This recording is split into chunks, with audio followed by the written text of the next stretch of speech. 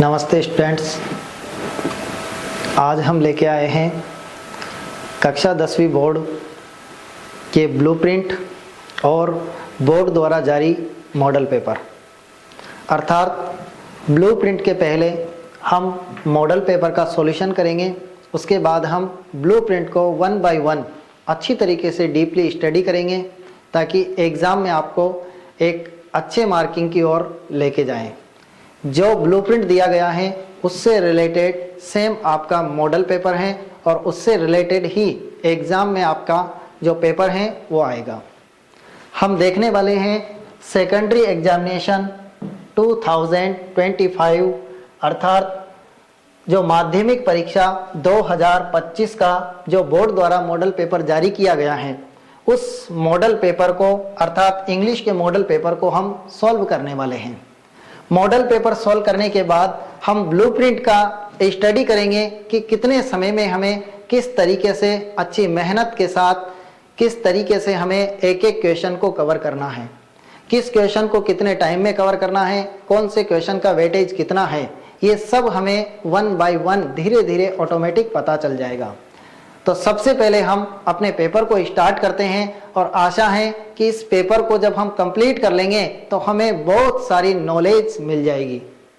देखते हैं, स्टार्ट करते हैं सेकेंडरी एग्जामिनेशन 2025 क्लास 10 इंग्लिश के मॉडल पेपर को जो बोर्ड द्वारा जारी किया गया है। सबसे पहले देखें हम कि हमारा जो पेपर है वो किस तरह का आएगा, कैसे आएगा, किस तरीके से हम पेपर को सॉल्व करेंगे। आपका जो पेपर रहेगा वो इस तरीके से रहेगा। देखो, secondary examination 2025 model paper English. Time है मॉडल पेपर कंप्लीट करने के लिए हमारे पास जो टाइम है वो टाइम मिलेगा हमें 3 आवर्स 15 मिनट्स, 3 घंटे और 15 मिनट।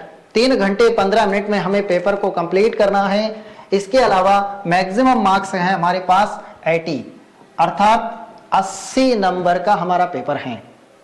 20 नंबर हमारी जनरल एक्टिविटीज़ के द्वारा first test, second test, ETC और इसके अलावा हाफ ईयरली एग्जामिनेशन, इन सभी के जोड़ के और इनमें से 20 मार्क्स आपके स्कूल के द्वारा भेजे जाते हैं। लेकिन पेपर है हमारा 80 मार्क्स का। अब 80 नंबर में से हम कितने ज़्यादा नंबर कवर कर सकते हैं? अच्छी मेहनत के साथ संभव है हम सब कुछ कंप्लीट कर पाएंगे। तो सेकेंडरी एग्जामिनेशन माध्यमिक शिक्षा बोर्ड अर्थात 10वीं का हमारे पास 2025 का लेटेस्ट पेपर उसको सॉल्व करने वाले हैं। सबसे पहले जनरल इंस्ट्रक्शन दे रखे हैं। तो देखो, general instruction to the examination. देखो, जो परीक्षार्थी हैं, एग्जाम देने वाला है, उसके लिए जनरल इंस्ट्रक्शन से नंबर पहला है। देखो, candidate must first right their roll number on the question paper compulsorily. I mean आपको अपने पेपर के ऊपर जो डिब्बे बने रहेंगे साथ, उस पे अपने को अपने रोल नंबर अवश्य लिखना है। रोल नंबर मस्ट है, आपको अपने रोल नंबर को निश्चित रूप से लिखना है पेपर पर। नेक्स्ट है number 2, all the questions are compulsory. सभी प्रश्न अनिवार्य हैं, अनिवार्य रूप से सभी प्रश्नों को हम करेंगे। अब छोड़ के आए वो आपकी मर्जी है, लेकिन सभी प्रश्न करेंगे साहब, है ना। नंबर 3 है, write the answer to each question in the given answer book only. जो write the answer to each question, प्रत्येक प्रश्न का उत्तर आपको अपनी उत्तर पुस्तिका में ही देना है। ऐसा नहीं कि पेपर में आंसर लगा दिया और घर पे लेके आए। घर पे कौन चेक करेगा? आप चेक करेंगे पेपर? नहीं, पेपर में नहीं, हम अपनी उत्तर पुस्तिका में उत्तर लिखेंगे। यस।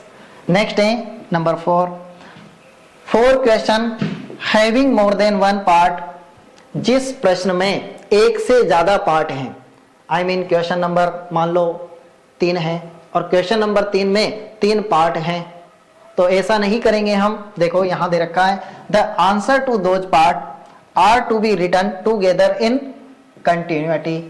देखो, आपके पास क्वेश्चन नंबर 3 में मान लो 3 पार्ट हैं, तो उस 3 पार्ट को हम ऐसा नहीं करेंगे एक पार्ट अभी लिख दिया, फिर दूसरे क्वेश्चन कर दिया, फिर दूसरा पार्ट आगे लिख दिया। क्वेश्चन नंबर 3 के ही 3 भागों में डिवाइड है और उसको अब एक बार कहां लिख दिया, एक बार कहां लिख दिया, एक बार कहां लिख दिया, ऐसा नहीं। एक क्वेश्चन को कंटिन्यूटी, उसके सारे पार्टों को उस क्वेश्चन के साथ कंप्लीट करेंगे साहब, है ना। ऐसे चेक करने वाले को पता नहीं रहेगा कि इसने तीसरे नंबर के क्वेश्चन से इसका आंसर अभी यहाँ लिखा, फिर वहाँ लिख देगा, फिर वहाँ लिख देगा, ये दिमाग खराब करने वाली कंडीशन है ना। तो हम क्या करेंगे, जिस क्वेश्चन में ज़्यादा पार्ट हैं उसको सीरीज टू सीरीज एक साथ कंप्लीट करेंगे, है ना।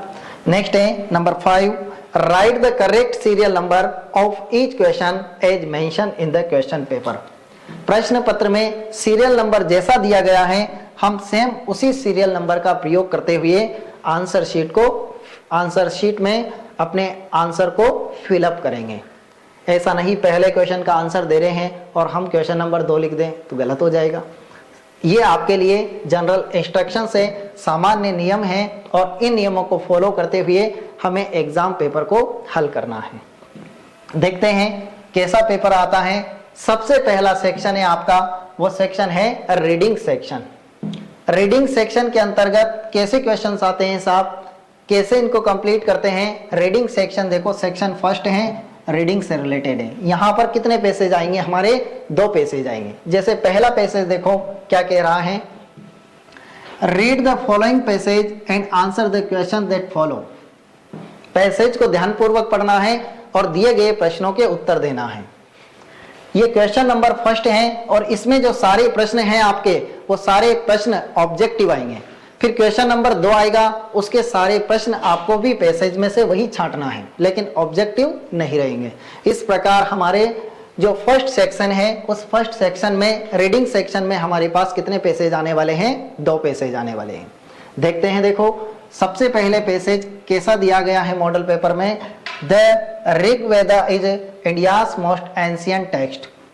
Rigveda is India's most ancient text, Bharat का सबसे प्राचीन टेक्स्ट है। जो कौन है भारत का सबसे प्राचीन टेक्स्ट, ऋग्वेद, है ना। फिर देखें, एज वी नो, जैसा कि हम जानते हैं, दैट कि it is several thousand years old. Several अनेक, तो यह बहुत वर्षों पुराना है। कौन, Rigveda. It gives the north west region, it यानी यह gives the north west region of the subcontinent the name Sapta Saindhav, that is the land of 7 rivers. देखना आप, it gives the north west region, north west अर्थात उत्तर पश्चिमी जो क्षेत्र है, ऑफ सब कंटिनेंट उपमहाद्वीपीय, इस उपमहाद्वीप के उत्तर पश्चिमी जो रीजन है, उत्तर पश्चिमी क्षेत्र है, द नेम सप्त सैंधव, उस क्षेत्र को क्या नाम दिया गया है, सप्त सैंधव। कौन सा क्षेत्र, उत्तर पश्चिमी क्षेत्र। इस उपमहाद्वीप के उत्तर पश्चिमी क्षेत्र को सप्त सैंधव नाम दिया गया है। That is the land of 7 reverse, क्योंकि यह कितने नदियों का क्षेत्र है, ये हैं 7 रिवर्स, 7 नदियों का क्षेत्र है। The word Sindhav comes from Sindhu, और ये सिंधव जो शब्द है ये कहां से आया है, सिंधु शब्द से आया है, सिंधु, ठीक है। Which refer to the Indus river, और जो किसको रेफर करता है, इंडस रिवर, मतलब सिंधु नदी को बताता है। यस, इंडस रिवर को बताता है। सिंधु नदी के कारण इसको क्या बोला गया है, सिंधव क्षेत्र, है ना, सिंधव।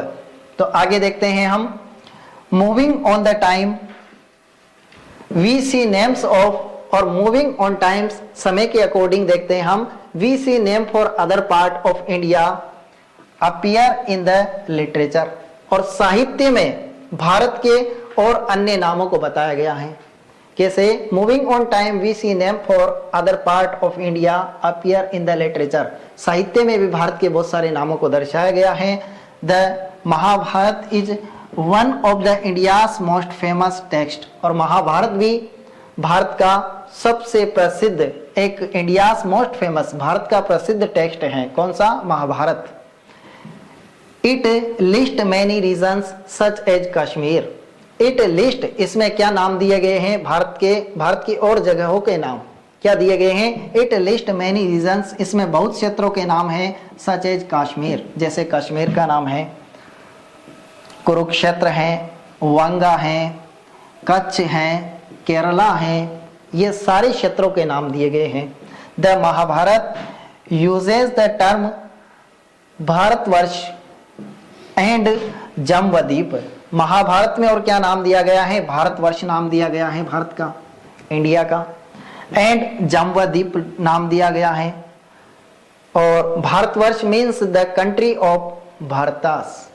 भारतवर्ष मीन्स, भारतवर्ष का मतलब है द कंट्री ऑफ भारतास, भारतीयों की भूमि या भारत की भूमि। एंड जम्बूद्वीप मीन्स, और जम्बूद्वीप का मतलब क्या है? आइसलैंड ऑफ द फ्रूट, यानी फलों का एक आइसलैंड द्वीप। ऑफ द जामुन ट्री, यानी जामुन वृक्ष के फलों का एक द्वीप, मतलब क्या हो गया? जम्बूद्वीप, जामुन वृक्ष के फलों का एक द्वीप, जम्बूद्वीप हो गया। इस तरीके से हमारे पास ये पूरा पैसेज दिया गया है। इस पैसेज को हम 1 बाय 1 कंप्लीट करते हैं। इसमें से हमारे पास 6 क्वेश्चंस पूछेगा। 6 क्वेश्चंस को कैसे कंप्लीट करते हैं देखना आप। क्वेश्चन नंबर फर्स्ट, पहला क्वेश्चन दे रखा है हमें, India's most ancient text is. India का मोस्ट एंशिएंट टेक्स्ट कौन सा है? तो हमने पढ़ा था most ancient text of India कौन सा है? देखो, the Rigveda. Yes, India's most ancient text कौन सा है? ऋग्वेद। तो ये हमारा पहला आंसर हो गया साहब, कौन सा? यजुर्वेद, रामायण, ऋग्वेद और सामवेद। कौन सा है? ऋग्वेद। कंप्लीट, पहला 1 नंबर का हो गया, देखो ऋग्वेद। नंबर सेकंड है हमारे पास, सेकंड क्वेश्चन अभी हमने पढ़ा है, क्वेश्चंस इजीली निकाल लेंगे। देखो आप, the word Sindhu comes from, ये सिंधु वर्ड है वह कहाँ से आया है? यह आया है सिंधु नदी से, सिंधु से आया है। क्या ऋग्वेद से आया है? हिंदू से आया है, इंडिया से आया है। पैसेज में क्या दिया गया है? सिंधु दिया गया है। ये बी वाला कंप्लीट। कितने नंबर आ गए? 1 नंबर और आ गया। फिर आगे देखते हैं, देखो नेक्स्ट क्वेश्चन है हमारे पास, the Indus river refer to. जो इंडस रिवर है वो Indus river refer to, Indus river किसको बताती है? क्या इंडिया को बताती है, महाभारत को बताती है, सिंधु को बताती है, या सप्त सिंधु को बताती है? तो इंडस रिवर का मतलब क्या है? सिंधु नदी। यस, एनी प्रॉब्लम आपको यहां तक? देखो फिर देखते हैं हम नेक्स्ट, अगला क्वेश्चन है हमारे पास, question number 4, the part which is not listed in the Mahabharata. Mahabharata में किस पार्ट को लिस्ट नहीं किया गया है? तो देखो, महाभारत में कश्मीर को बताया है, वंगा को बताया है, पढ़ा है भी हमने, केरला को बताया है, बिहार को नहीं बताया है। तो अलग ऑप्शन कौन सा हो गया हमारे पास? बिहार। एनी प्रॉब्लम आपको यहां तक? देखो अब अगला क्वेश्चन है हमारे पास, क्वेश्चन नंबर 5, ये भी 1 नंबर का था। अगला वापस 1 नंबर का क्वेश्चन आ गया हमारे पास, choose the similar word of the following from the passage. Passage में से हमें सिमिलर वर्ड को चूज करना है। सिमिलर का मतलब समानार्थी। तो देख कौन सा वर्ड है? Well known, well known, well known. Well known का मतलब प्रसिद्ध, और प्रसिद्ध मतलब रीजन होगा, रीजन क्षेत्र है साहब। रेफर होगा, अपीयर प्रतीत होना होगा, नहीं, कौन सा होगा? फेमस। अरे वेल नोन है, वेल नोन का मतलब प्रसिद्ध है, तो फेमस का मतलब भी क्या है? प्रसिद्ध है। हमारे पैसेज में मिलेंगे सारे आंसर, डोंट वरी। नेक्स्ट है हमारे पास अगला question, choose the option word of the following from the passage. Passage में से हमें कौन सा word? Choose the opposite word. Opposite मतलब विलोम शब्द का चयन करना है। विलोम किसका? मॉडर्न। मॉडर्न का मतलब क्या होता है? नया नया। मॉडर्न है साहब, मॉडर्न मतलब नया है, तो सेवरल होगा, एंशिएंट होगा, फेमस होगा, या नॉर्थ वेस्ट होगा। ये वर्ड कुछ हैं जो कहाँ पैसेज में भी आए हैं। पैसेज में से ऐसा शब्द छांटना है जो मॉडर्न का अपोजिट है। मॉडर्न नया है तो पुराना क्या है? एंशिएंट। और एंशिएंट कहाँ पे है हमारे पास? एंशिएंट पैसेज में मिलेगा आपको। इन सारे प्रश्नों के उत्तर हमें पैसेज में मिलेंगे। और यहाँ से हमारे पास कितने नंबर आ गए? 1 2 3 4 5 एंड 6। यस, 6 नंबर तो हम ले आए हैं पहले पैसेज से। अब हमारे पास इसमें एक और पैसेज आता है साहब। यस, अब अगला पैसेज किस तरह का आ रहा है? 2 पैसेज आएंगे रीडिंग सेक्शन में। नेक्स्ट पैसेज आया है हमारे पास, read the following passage and answer the question that follow. Passage को ध्यानपूर्वक पढ़ना है और दिए गए प्रश्नों के उत्तर देने हैं। देखो क्या पैसेज आया है, Harappa and Mohenjodaro now in Pakistan. Harappa और मोहनजोदड़ो अभी वर्तमान में कहाँ पे हैं? पाकिस्तान में। हड़प्पा और मोहनजोदड़ो जो सभ्यताएं हैं ये कहाँ पे हैं? पाकिस्तान में हैं। Were the first two cities, ये पहले ऐसे दो शहर थे ऑफ दिस सिविलाइजेशन, सिविलाइजेशन इस सभ्यता के ऐसे पहले दो शहर थे टू बी डिस्कवर्ड, जो खोजे गए, सभ्यता में खोजे गए। ये पहले दो ऐसे शहर थे हड़प्पा और मोहनजोदड़ो जो वर्तमान में पाकिस्तान में है। ये ऐसे शहर थे जो पहली बार खोजे गए थे। Yes, their identification goes back to 1924, और इनकी आइडेंटिफिकेशन जो पहचान हुई गोज बैक टू 1924, 1924 में।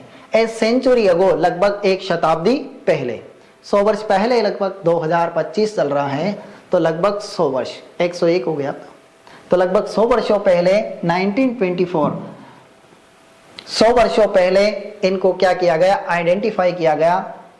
इनकी पहचान हुई कब? दोनों शहरों की 1924 में। Several sites followed in the Indus plain known as Indus valley civilization. तो सेवरल अधिकांश साइट, अधिकांश जो इसके क्षेत्र हैं, followed in the Indus plain. Indus plain यानी इंडस जो प्लेन से, इंडस के मैदान हैं, जो सिंध के मैदान हैं, known as Indus valley civilization, Sindh के मैदान में मिलने के कारण इसको क्या बोला गया? इंडस वैली सिविलाइजेशन, सिंधु घाटी सभ्यता, इंडस सिंधु वैली घाटी सिविलाइजेशन सभ्यता। तो सिंध के मैदान में ज्यादातर खोजे जाने के कारण इसको सिंधु घाटी सभ्यता कहा जाने लगा। लेटर यानी बाद में ऑन धोलावीरा इन गुजरात, गुजरात में कौन सी सभ्यता मिली? धोलावीरा। धोलावीरा एक जगह है ना, तो धोलावीरा गुजरात में, धोलावीरा नामक स्थान। फिर देखो राखीगढ़ी इन हरियाणा, हरियाणा में राखीगढ़ी, जैसे यहाँ पे हड़प्पा मोहनजोदड़ो थे ऐसे यहाँ पे ये गुजरात में धोलावीरा है। राखीगढ़ी हरियाणा में है। यस, फिर देखो गांवरीवाला इन पाकिस्तान, पाकिस्तान में है गांवरीवाला। फिर देखो आप लोथल इन गुजरात, गुजरात की लोथल। फिर देखो वर डिस्कवर्ड, ये भी क्या गए? खोजे गए, ये भी डिस्कवर्ड हुए। फिर देखो आगे, it is interesting to note, और ये रुचिकर बात है, that the Saraswati basin include, इसमें सरस्वती नदी का बेसिन भी इंक्लूड है।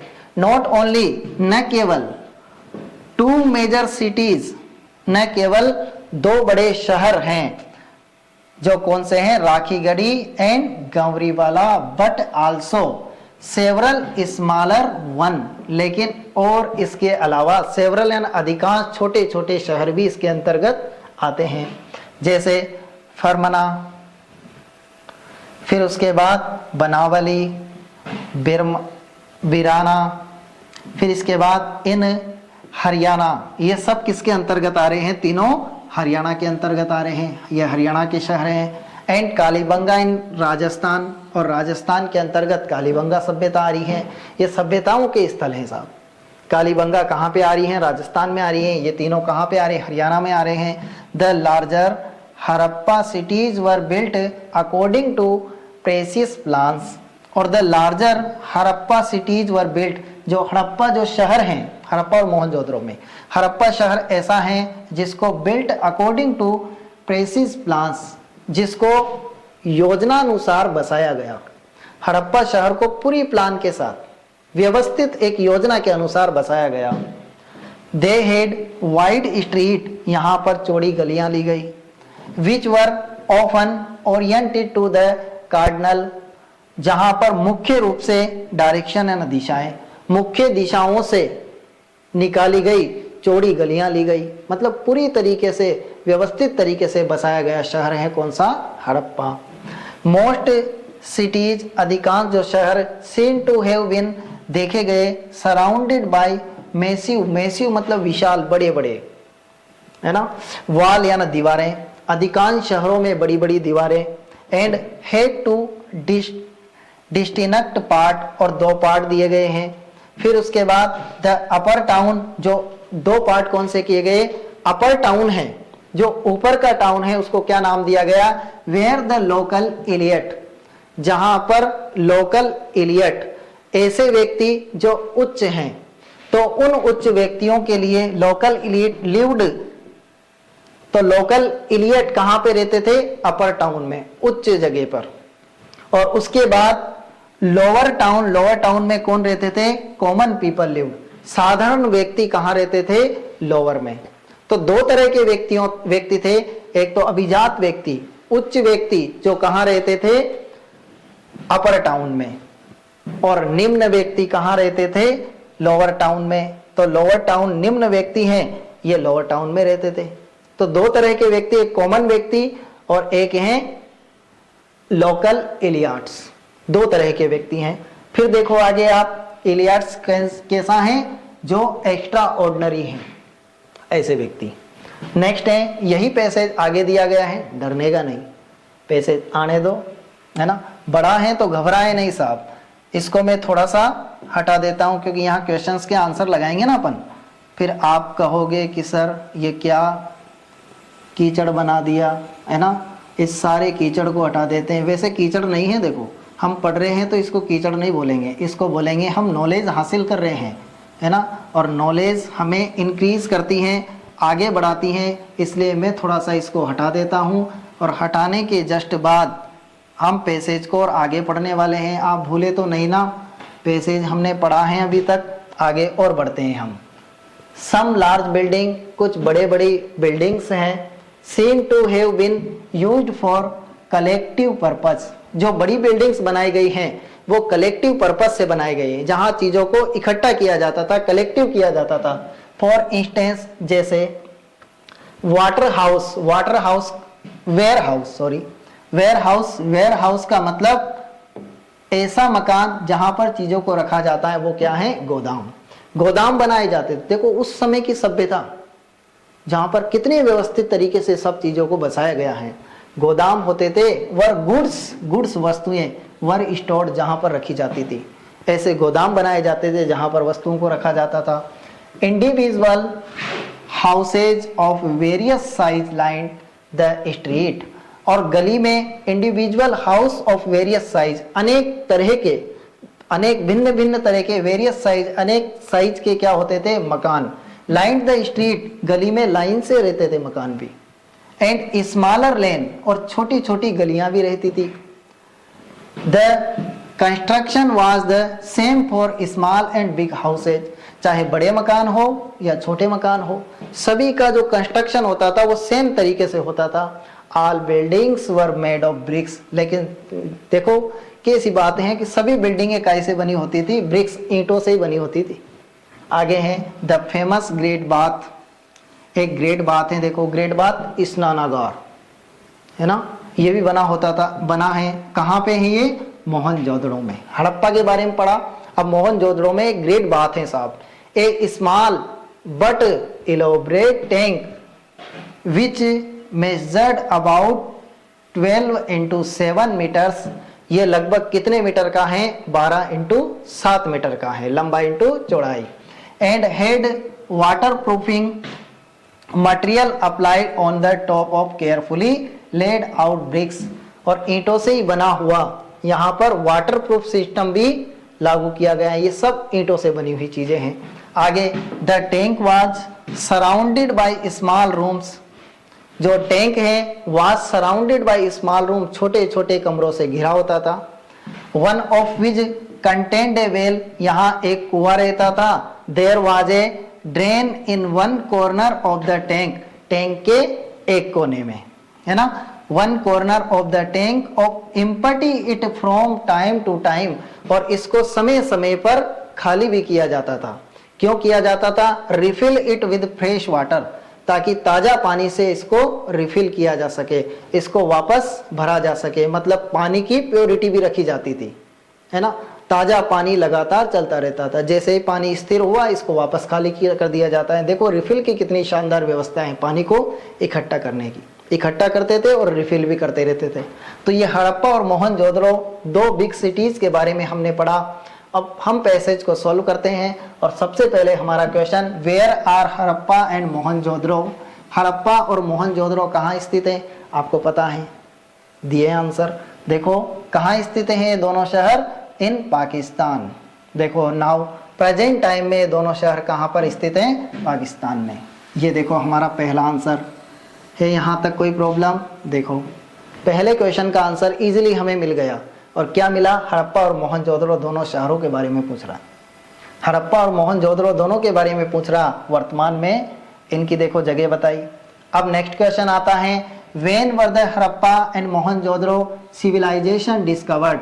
इनका खोज कब की गई, सिविलाइजेशन इस सभ्यता की खोज कब की गई, एक नंबर मिलेगा। और आपने बता दिया, देखो क्या बात है, वेरी गुड। कब खोज की गई, 1924, 1924 में। और अपनी तरीके से स्टाइल से जमा के आंसर लिखें, मजे आ जाएंगे। कहाँ नंबर कटेंगे, एक भी नंबर नहीं जाएगा।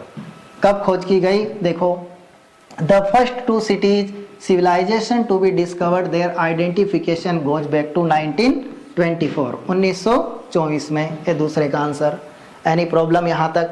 आगे बढ़ते हैं। देखो क्वेश्चन नंबर 3, हम अच्छी तरीके से पढ़ेंगे तो आराम से क्वेश्चन का आंसर निकाल लेंगे साहब।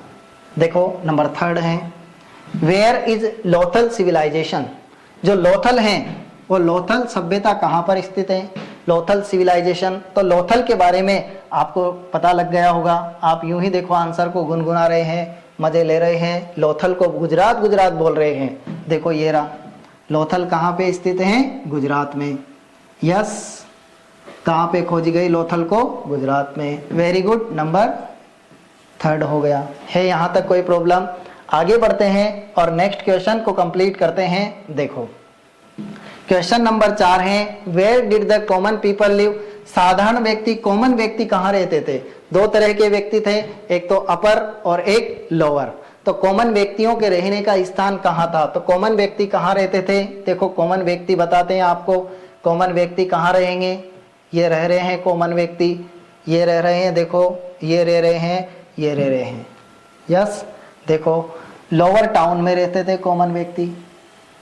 यस, ये क्वेश्चन नंबर 4 है। यहाँ तक problem?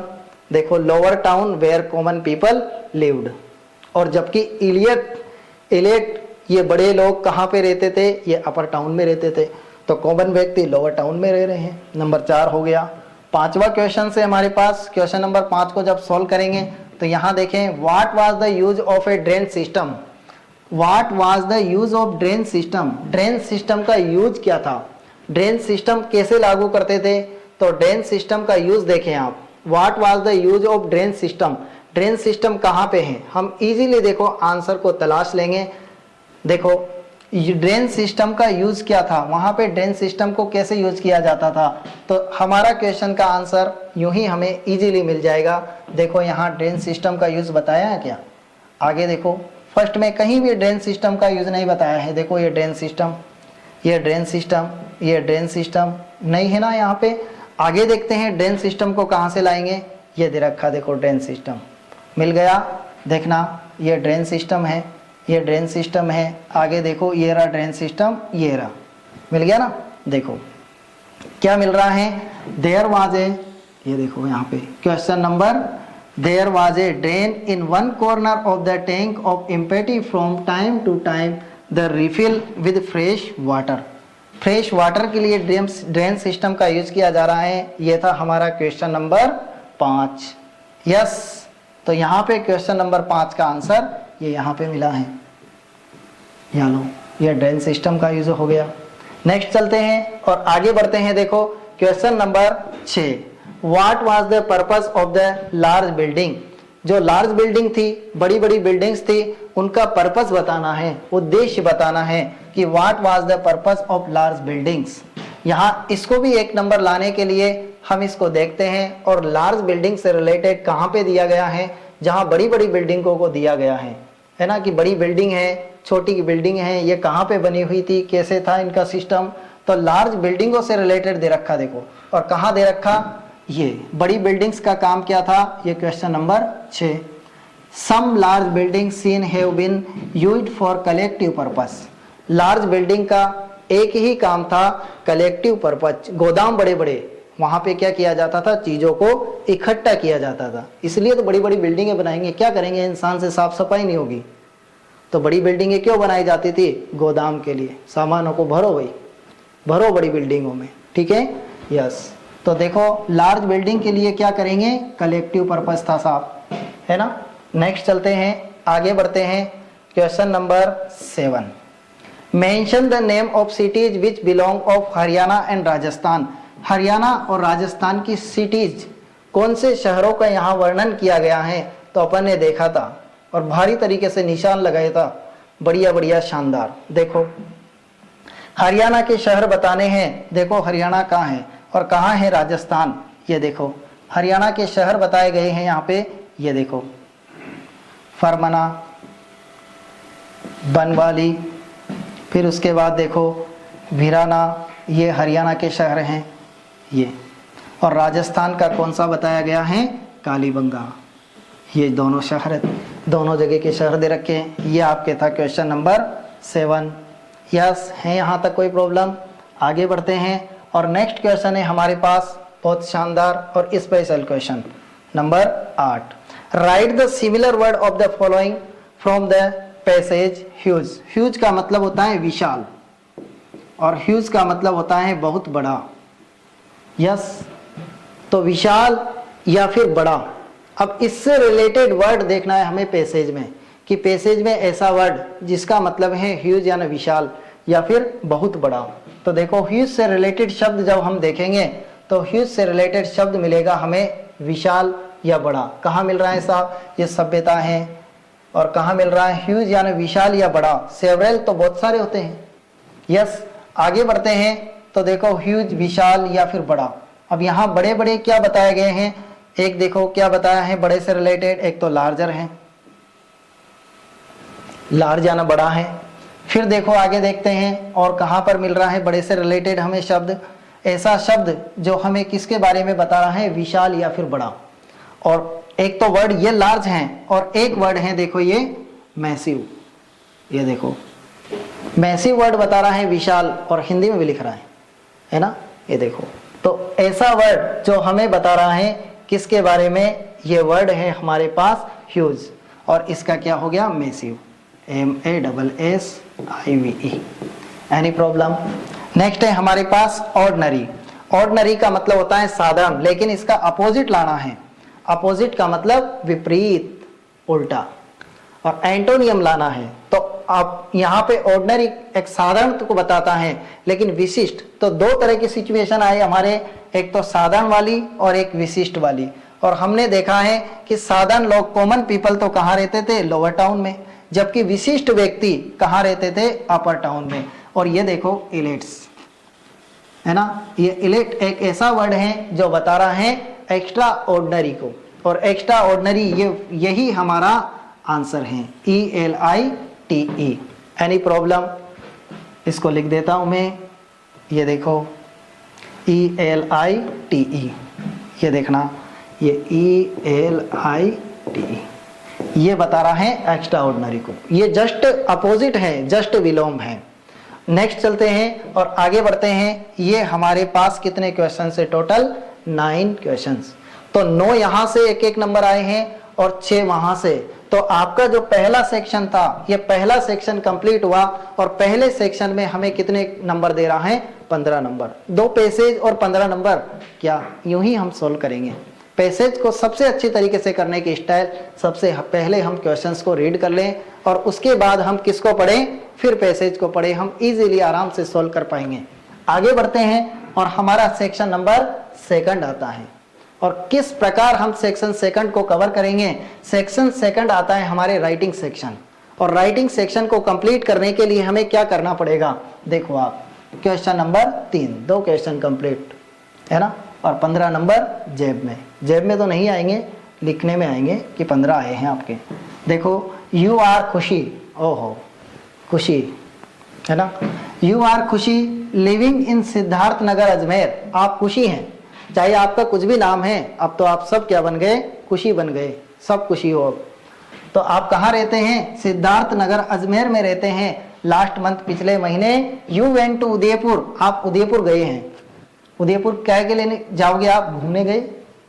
Right a letter to your friend Somvanshi, आपके मित्र हैं, मित्र कोई भी हो लेकिन क्या मानना है हम, सोमवंशी। आपके मित्र सोमवंशी हैं, उसको एक लेटर लिखना है साहब। Describing her how you enjoyed this trip, अरे इस यात्रा का आपने आनंद कैसे लिया, इस आनंद के बारे में अपनी मित्र सोमवंशी को लेटर लिखना है कि हमने क्या किया वहां पे, कैसे एंजॉय किया है। You may take help the following point, अरे आपको हेल्प के लिए कुछ पॉइंट्स दिए गए हैं। क्या लिखोगे आप लेटर में, ये है 5 नंबर का साहब। कैसे 5 नंबर आ रहे हैं देखो। पहला पॉइंट है with whom did you go to Udaipur, किसके साथ आप उदयपुर गए ये बता दो। फिर उसके बाद वेयर डिड यू स्टे, आप कहाँ रुके साहब, अपने रुकने की जगह बताओ कि आप कहाँ रुके हैं, रुकने का स्थान बताओ, रुकने की जगह बताओ। What palace did you visit there, आपने वहां किस स्थान की यात्रा की, कहाँ कहाँ आप घूमे हैं। और नंबर 4 है ड्यूरेशन ऑफ द ट्रिप, कि कितने समय में आपकी ट्रिप कंप्लीट हुई। तो यहाँ पर ये क्वेश्चंस दिए गए हैं, इन क्वेश्चंस को अगर हम आंसर दे दें किसमें, हमारे लेटर में, तो हम कंप्लीट कर सकते हैं। इसके अथवा में एक और क्वेश्चन है हमारे पास, यू आर रितेश, आप रितेश हैं, लिविंग एट 47 प्रताप नगर अलवर, आप 47 प्रताप नगर अलवर में रहते हैं, ये आपका एड्रेस है साहब। और एड्रेस हमारा कहाँ पे आता है, ऊपर। ड्यूरिंग द रेनी सीजन, बरसात की ऋतु है, और उसमें there is very poor condition of cleanness, अरे साफ सफाई की बहुत पुअर कंडीशन है साहब, बहुत दयनीय स्थिति है। जब कब, रेनी सीजन, बरसात के समय, बरसात के समय साफ सफाई कंडीशन बहुत खराब हो जाती है। क्या हो रहा है, क्लीननेस की कंडीशन बहुत खराब है, क्योंकि ड्रेनेज सिस्टम, जो जल निकासी प्रणाली है ना, गिरने वाले बरसात की बूंदे, बरसात का पानी है, फिर जल निकासी की समस्या आती है।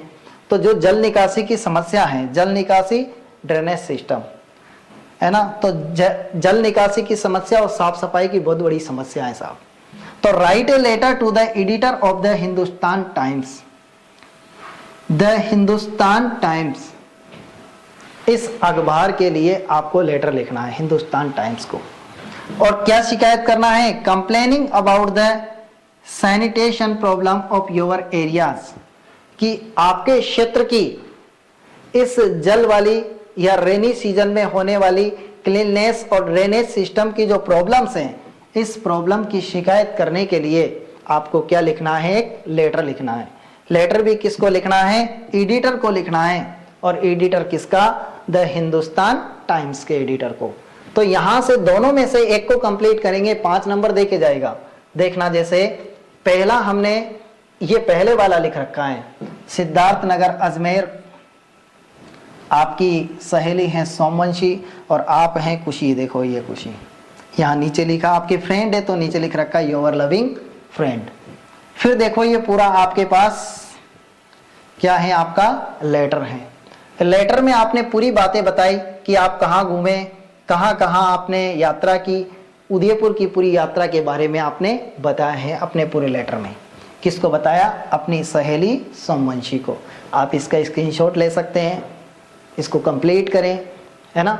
आपकी एक यात्रा, आपके एग्जाम में कोई सा भी आ सकता है, कोई सी भी यात्रा के बारे में आ सकता है, स्क्रीनशॉट ले लें, डोंट वरी, अच्छी मेहनत करें। नेक्स्ट है, अगला क्वेश्चन है हमारे पास, और उस अगले क्वेश्चन एक और लेटर आया था, उसका आंसर देखो। यहाँ हमारे पास आया है 47 प्रताप नगर अलवर, ये हमारा एड्रेस था। यहाँ हमने डेट लिखी, डेट के बाद द एडिटर लिखा हिंदुस्तान टाइम्स। यस, ये कौन सा था, न्यूज़पेपर था। और न्यू दिल्ली, ये हमने वापस हिंदुस्तान टाइम्स का एड्रेस लिखा। सब्जेक्ट क्या लिखा, complaint regarding poor sanitation and drainage system. ये पुअर कंडीशन जो हमारे वहाँ पर क्या दे रखा था, ये सेम उसमें क्वेश्चन में भी दे रखा है जो सब्जेक्ट है। फिर डियर सर, और यहाँ पे हमने सारी प्रॉब्लम बताई हमारे प्रताप नगर अलवर की, है ना। सारी प्रॉब्लम को बताया कि क्या होता है, किस तरीके से नालियाँ उफान पर आती हैं, किस तरीके से बरसात में क्या कंडीशन होती हैं। और हमने लास्ट में कहा कि हमारी इस जो समस्या से हमें निजात दिलाएं साहब, है ना। योर सिंसियरली, और नेक्स्ट यहाँ लास्ट लिख रखा है नाम। यस, और नाम क्या लिखा हमने, यहाँ देखो कुशिता और यहाँ आपका नाम रितेश था, तो यहाँ आपने अपना नाम लास्ट में क्या लिखा है, रितेश लिखा। एनी प्रॉब्लम यहाँ तक? ये आपका पूरा आंसर है उसका, और इसको स्क्रीनशॉट ले लें, कंप्लीट करें। यस, आगे बढ़ते हैं हम।